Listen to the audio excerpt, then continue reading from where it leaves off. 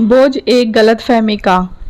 Hello Ritu बेटा, कैसी हो? घर पे सब कुछ ठीक तो है ना? जी मम्मी जी, यहाँ सब बढ़िया है, आप बिल्कुल फिक्र ना करें। सुबह सुबह ही सासू जी ने फ़ोन करके मेरा हाल पूछा तो मुझे बहुत अच्छा लगा। मेरी शादी को अब तो करीब 1.5 साल होने ही आया है। फिर भी रोहित की माताजी जो मेरी सास मेरा इतना ही ख्याल रखती हैं जैसा कि शादी की शुरुआती महीनों में रखती थीं। अब जब उन्होंने मुझे काफ़ी हद तक घर संभालना सिखा दिया है, वे कुछ दिनों के लिए अपने मायके गई हैं। आखिर इतने साल भर की जिम्मेदारी निभाते हुए कभी अपने मायके में सुकून से रह न पाई। पर अब मैं हूँ ना, आज पता नहीं कैसा दिन निकला था। सब काम उलट पलट हुए जा रहे थे। आज सुबह जरा देरी से आँख खुली। ससुर जी को चाय नाश्ता देते देते रोहित के ऑफिस का समय हो गया तो उनको टिफ़िन में सैंडविच बनाकर दे डाली। तभी काम वाली बाई का फ़ोन आया कि उसकी तबीयत खराब होने से वह 2-3 दिन नहीं आ पाएगी। मुझ पर एक के बाद एक काम बढ़ते ही जा रहे थे। दोपहर तक मैंने अकेले ही बहुत सारा काम निपटा लिया था, पर मैं थक चुकी थी। अब ससुर जी के भोजन का समय हो रहा था। अभी रोटियां बनाने ही वाली थी कि सासू जी का फ़ोन आया। हेलो रितु, वहाँ सब ठीक तो है? उनके इस तरह प्यार से पूछने पर मैंने मन का हाल उनको बयां कर दिया।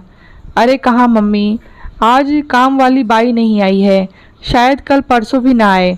सुबह से काम में जुटी हूँ, नाश्ता बनाया, साफ सफाई की, मुश्किल से सब काम निपटा रही हूँ।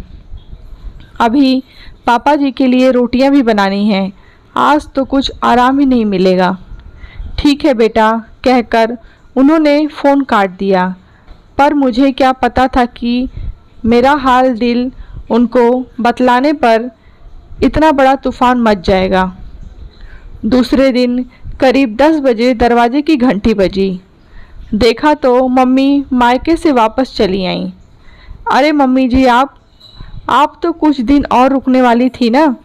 हाँ बहू रानी, रुकने वाली तो थी, पर तुम तो जानती ही हो काम वालियों के बिना घर कहाँ चलता है, सो वापस आना पड़ा।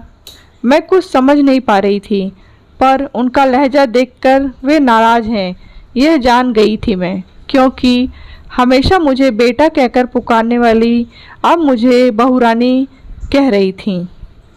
बहू रानी, अब मुझे काम बता दो ताकि तुम कुछ आराम कर सको। क्यों, सही कह रही हूँ ना मैं? उन्होंने कुछ चिढ़ते हुए मुझसे कहा। मम्मी जी, काम तो हो जाएंगे, मैं कर लूँगी, आप चाय नाश्ता कर लें, मैंने सरलता से कहा। पर अब सासू जी के मन का ज्वार बाहर आ गया और वे कहने लगी, क्यों, कल तो तुमसे कुछ हो नहीं पा रहा था, कल तो तुम मुझे सारे काम गिनवा रही थी। अरे तुमने तो तुम्हारे पापा जी की रोटियां तक गिनवा दी। मैं तो तुम्हें अपनी बेटी समझती थी, पर तुम मुझे अपनी काम वाली समझ रही हो।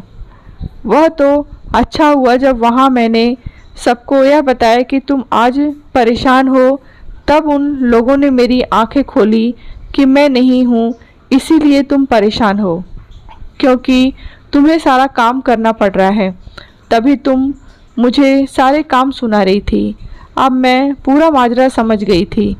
शब्दों की समझ फेरने और कानों के ज्वर ने छोटी सी बात का रूप बदलकर उसे एक तकरार बना दिया। मैंने बिना किसी गलती के इस गलतफहमी के लिए माफ़ी भी मांग ली, पर फिर भी एक टीस सी है। हम सास बहू आज भी साथ ही रहते हैं, पर उस दिन के एक फ़ोन ने हमारे रिश्ते में तो अपनापन छीन लिया। नज़दीकी रिश्तेदारों में कभी कभी ऐसी छोटी बातें ज़िंदगी भर का गम दे जाती हैं और उसका बोझ हम ज़िंदगी भर ढोते हैं।